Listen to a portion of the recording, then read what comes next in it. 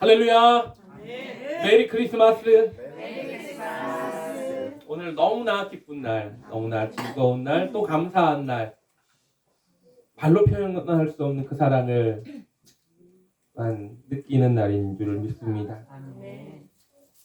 오늘 본문 말씀은 아마 성탄절이 되면 가장 많이 일으켜지는 그런 말씀인 것 같습니다. 아이들이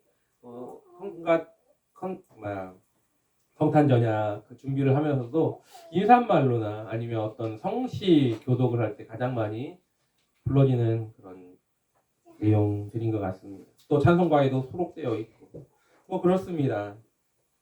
오늘 본문에 분명한 건 양을 치는 목자들이 등장하죠. 또 그들에게 천사들이 나타나 예언을 합니다. 또 허다한 천군과 천사들이 주님을 찬양하죠. 그러나 이 모든 것들, 그건 여러분 조연일 뿐이라는 겁니다. 우리가 세상을 살아가면서 크리스마스를 보내는데 그때마다 자꾸 세상에 많은 여러 가지 그 모습들이 있어요. 그게 다 조연일 뿐이라는 겁니다. 산타가 주인공이 아니잖아요. 세상에 어떤 노는 문화가 주인공이 아니지 않습니까?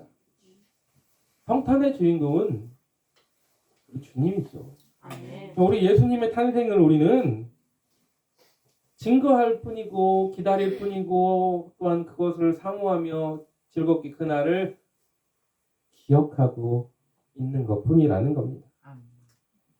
여러분 오늘 그 주인공이신 그분이 왜 오셨는지를 잘 알아야 됩니다.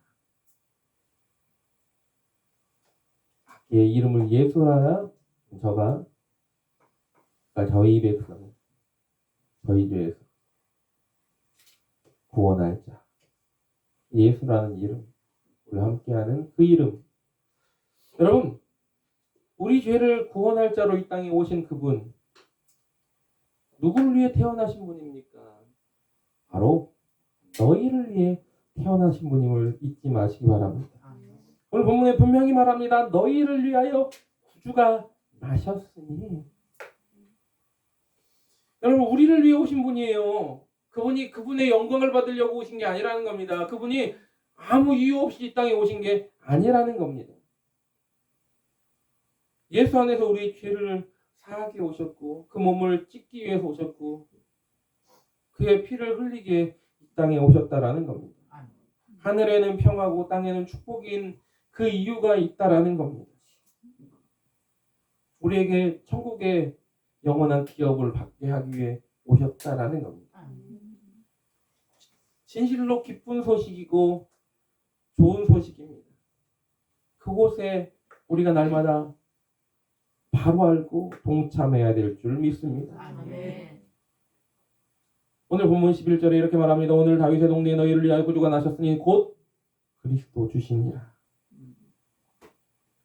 주님은 언제 오셨다고요? 오늘 오셨다라는 겁니다.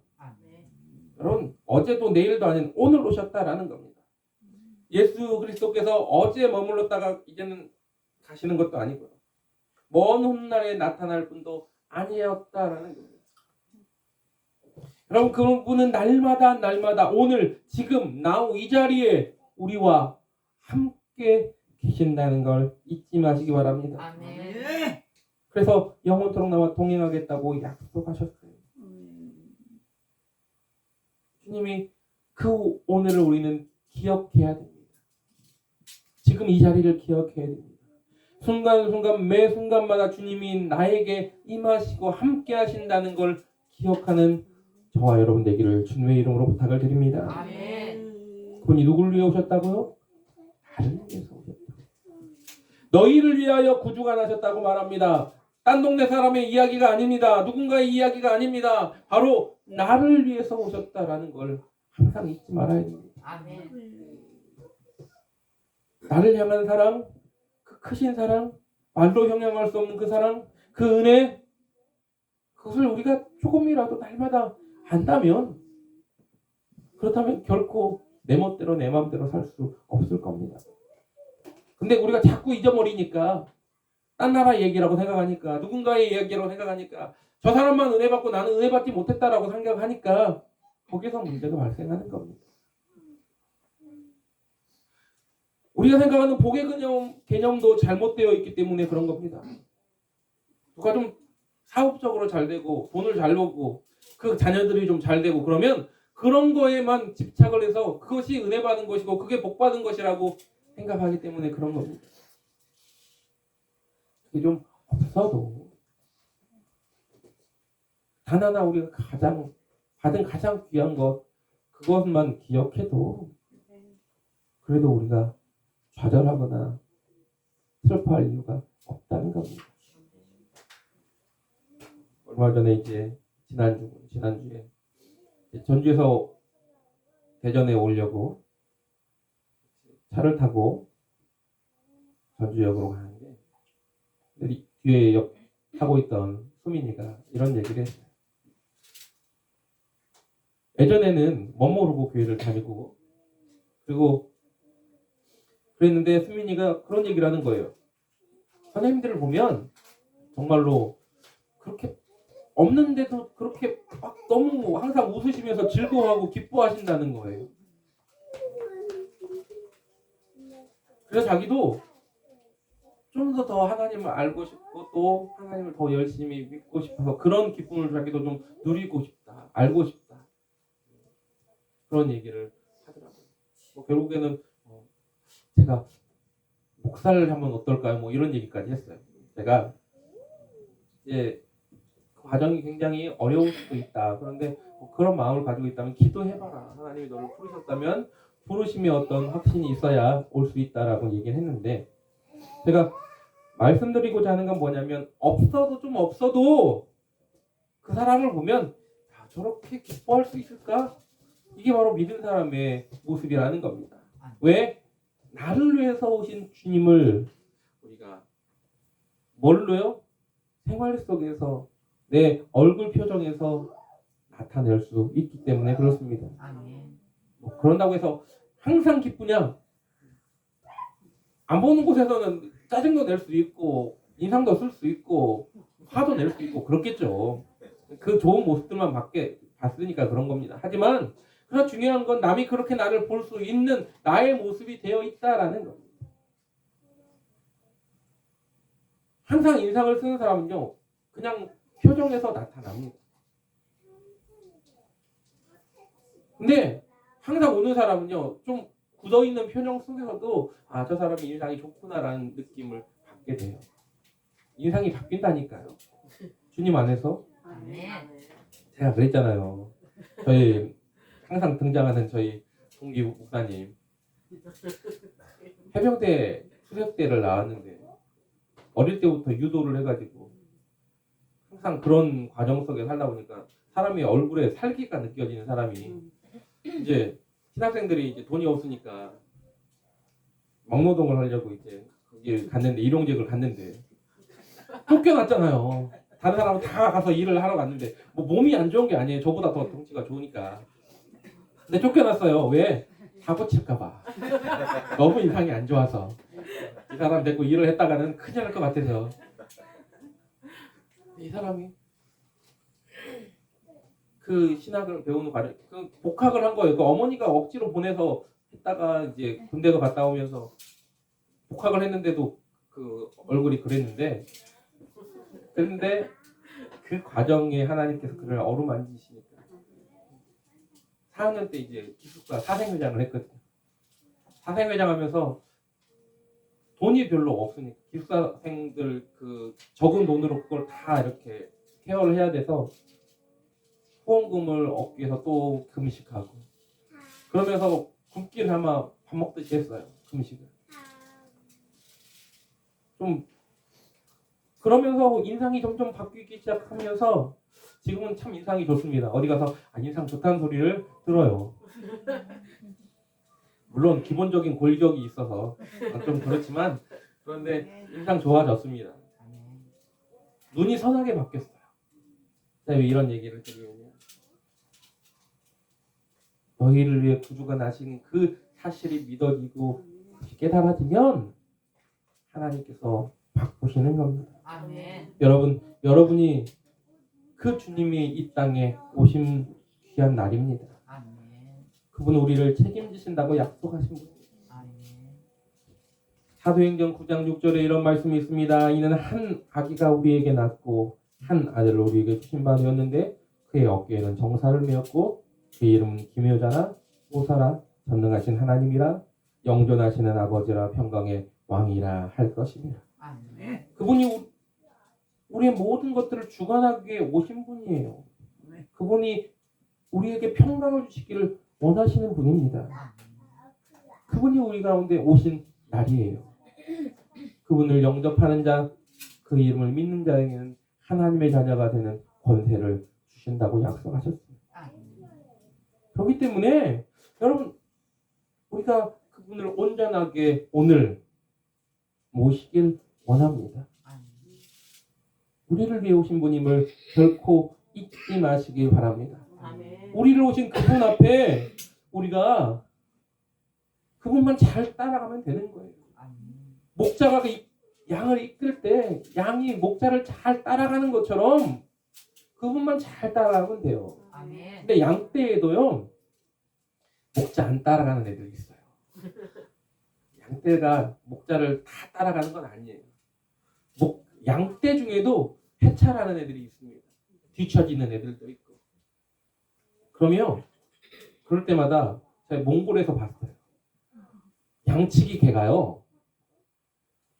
우리 주은이 어디 있어요? 주은이한테 발라당 누워갖고 막 배를 내려보면서 막 이러는 애가 있어요. 등치가 이만한데 걔가 진짜 커요. 이만한데 와갖고 고리를 막 흔들면서 배를 뒤집어갖고 막 쓰다듬어 그러고 있다가 그러고 막 놀고 있는 애가 갑자기 그 양들이 막 이렇게 자기 멋대로 달리려고 하니까 딱 일어나서 뛰어가는데요. 엄청나게 빨리 뛰어서 순식간에 얘네들을 싹 모아요. 다 모아. 그리고 다시 헥헥거리고 와갖고 또 벌렁 누워요. 그거 보면서 지 맡은 임무를 이렇게 잘하는 거예요. 그 개가요 진짜 사나워요. 원래 늑대나 이런 애들하고 싸우는 개. 몽골에는 아직도 늑대가 있거든요. 그렇게 용맹한데 사람한테는 또 그렇게 잘 따르더라. 그러니까 사명을 가지고 있는 그런 멍멍이가 모아둔다.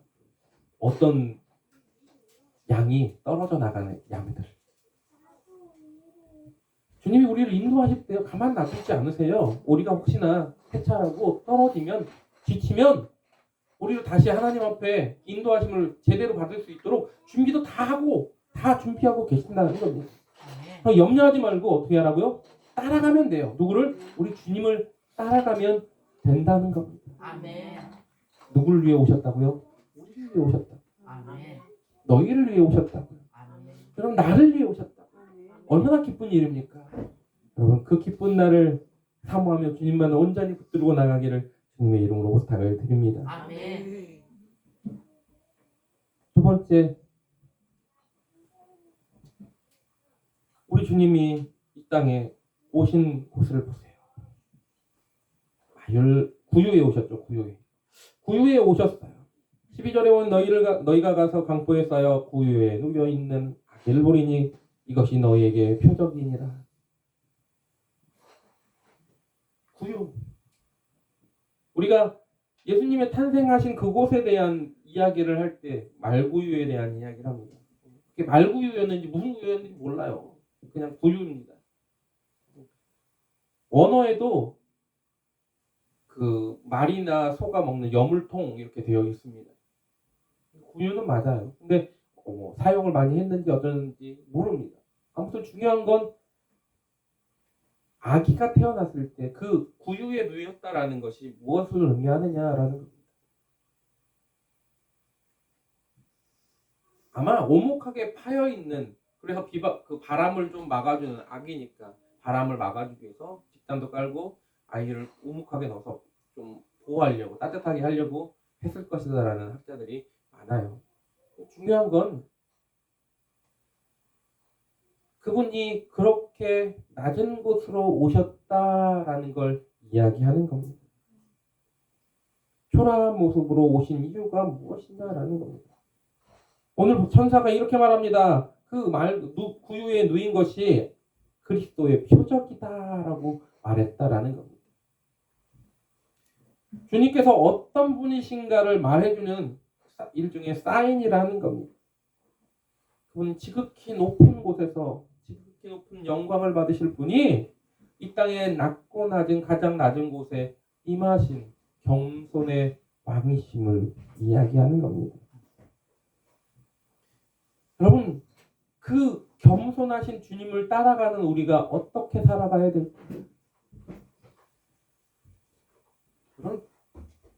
주님은 그렇게 겸손하게 오셨는데, 낮아짐으로 오셨는데, 너희 안에 이 마음을 품어야 곧 그리스도 예수의 마음이니 그는 근본 하나님의 본체시나 하나님과 동등됨을 취할 것으로 여기지 아니하시고 동의 형체를 이 땅에 오셨다라고, 가장 낮고 낮은 곳으로 오셨다라고 말하면서, 그런 성경도 자꾸 알면서 나는 콧대가 높아가지고 맨날 섬기는 자가 아니라 섬김을 받으려고 하는 그런 모습. 우리 주님은 섬기러 오셨고, 난 자꾸 섬김을 받으려고. 여러분, 믿음의 자녀는 한없이 섬기는 자가 되어야 될 줄 믿습니다. 왜? 우리 주님이 그렇게 하셨고요. 그 주님의 제자라면, 주님을 따르는 자라면 우리도 그렇게 하는 것이 마땅한 겁니다. 마땅하다. 그렇게 하는 게 마땅한 건데도 불구하고 뭐예요? 조금만 내 어떤 지위가 높아지고 어떤 내 사리권이 넓어지면 사람은 어깨에 힘이 들어갑니다. 나도 모르는 사이에 섬김이 아닌 섬김을 받으려고 하는 모습으로 바뀌는 겁니다. 어떤 목사님이 이렇게 말을 해요. 한국교회 목사들은 다 성도들이 배려놨다고. 왜요? 목사님이라고 뭔가 특별하게 자꾸 뭔가를 섬기다 보니까 목사들이 정신이 없어가지고 지가 섬겨야 되는데 섬김을 받아야 되는 줄 알고 그렇게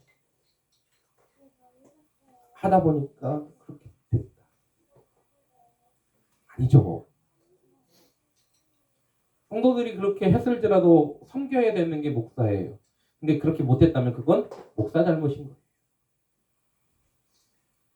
결혼하고 나서 얼마 지났는데 저희 사모님이 저한테 어느 날 같이 식사를 하러 갔는데 제가 멀뚱하니 가만히 있으니까 저를 툭툭 쳤어요. 왜 가만히 있어? 저한테 그러는 거예요. 계속 가만히 있었거든요. 왜 숟가락이랑 젓가락을 안 놔주고 혼자 가만히 있냐고 나한테 그러는 거예요. 그러고 보니까 제가 그러고 있는 거예요. 20살 때부터 신학을 시작해서 한 번도 어떤 사회 경험 같은 걸 물론 해봤겠죠. 저도 상차 따라다니고 했으니까. 하지만 그런 거하고는 다른 게 성도들이 같이 식사를 할 때 항상 남들이 이렇게 젓가락을 챙겨주길래 그런가 보다 하고 그냥 살았던 거죠. 왜 그러고 있냐라는 거죠. 저한테. 당신이 숟가락도 놓고 젓가락도 놔야지. 목사님들 자리 가면 제가 항상 놔요. 왜? 제가 제일 밑이라서.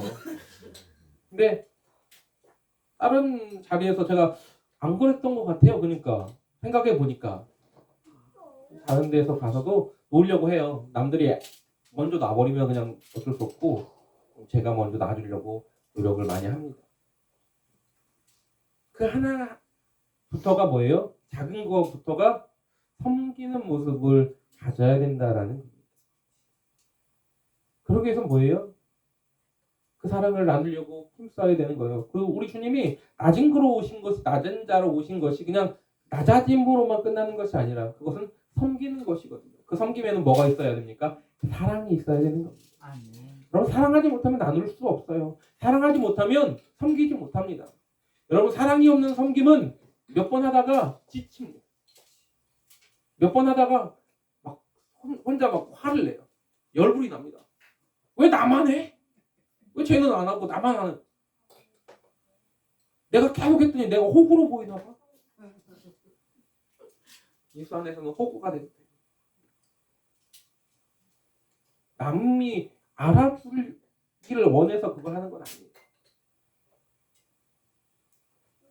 너는 천국에서 많은 상급을 받기 위해서 너는 계속 그렇게 해라. 나는 안 할 테니까 이래도 안 된다는 겁니다. 왜?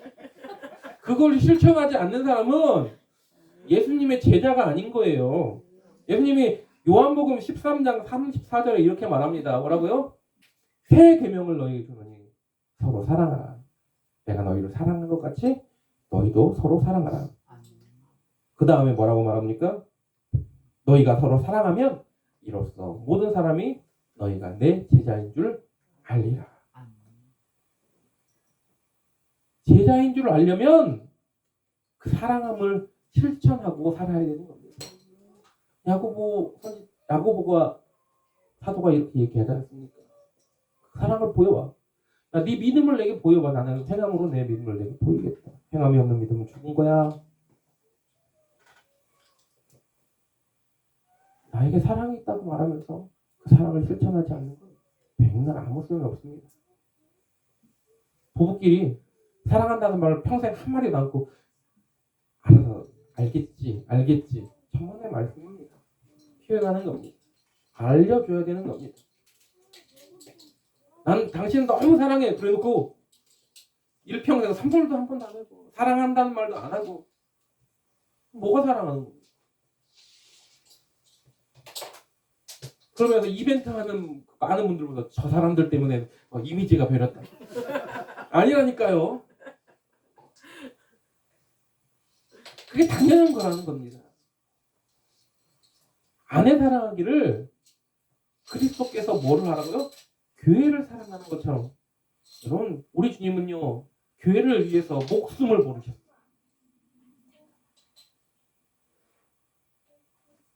우리가 믿음의 자녀로서 예수님의 그 낮아짐을, 그 섬김을 실천하기 위해서 우리 주변을, 우리의 이웃을, 내 가족을, 내 옆에 있는 사람을 섬겨주시기를 주님의 이름으로 부탁을 드립니다. 아멘. 가만히 있으면 섬겨지지 않아요. 찾아가야 되는 겁니다. 내가 섬길 자리를 찾아가는 거예요. 내가 섬길 수 있는 그곳을 가는 겁니다. 벌뚱히 서 있는 것이 아니에요. 누가 나에게 섬김 받기 위해서 오겠지. 오라고 해. 섬김 받으려고. 아니죠. 가야 되는 겁니다. 여러분 잊지 마시기 바랍니다. 아멘. 저와 여러분이 이번 성탄을 맞이하여 우리 주님이 너희를 위하여 구주가 하셨다. 우리를 위해 오신 분이 우리에게 또 원하시는 것들을 우리가 행할 수 있는 믿음의 자녀, 그 믿음의 자녀로서 오늘도 나아갈 때 우리 삶 속에 날마다 기쁨이 넘칠 줄 믿습니다. 아멘.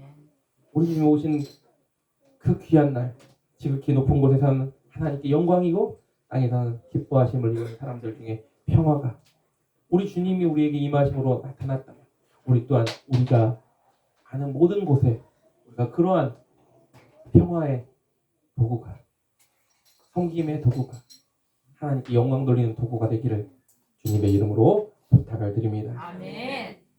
주님을 이 시간 경배하며 찬양합니다. 사랑합니다. 나의 예수님.